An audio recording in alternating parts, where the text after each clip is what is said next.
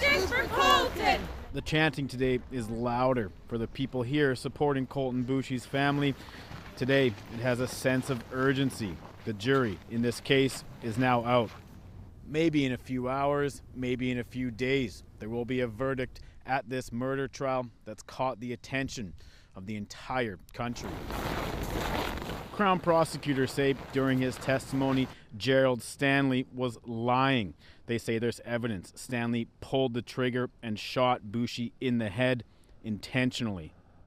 The defense, on the other hand, says this was all a freak accident that came about as the result of an unimaginably terrifying situation for Stanley and his family. So, what will the jury have to decide? We now know there are three distinct possibilities. The first is that Gerald Stanley intentionally shot Colton Boushie, that he walked up to the SUV and pulled the trigger knowing full well what he was doing, and therefore he is guilty of second-degree murder. But there is a second option. The Crown says there is evidence that Stanley acted recklessly with the gun that evening, and therefore, even if he didn't mean to pull the trigger or pulled it by accident, he is still guilty of manslaughter. But then, of course, there is the defense theory that this was nothing more than a tragic freak accident, and therefore Stanley should be acquitted. This defense lawyer has been watching this case closely. If the jury believes that a gun accidentally went off, it certainly would lead to an acquittal on second-degree murder, one would think.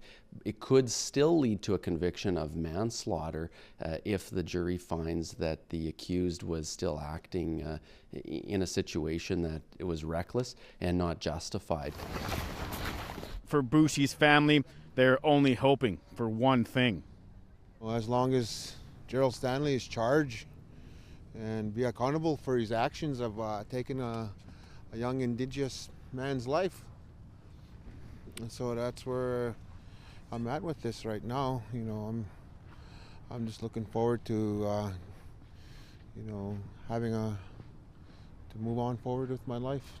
We will never know what's actually happening inside the jury room, inside this courthouse. Their discussions, their deliberations are always done in secret and will always remain so.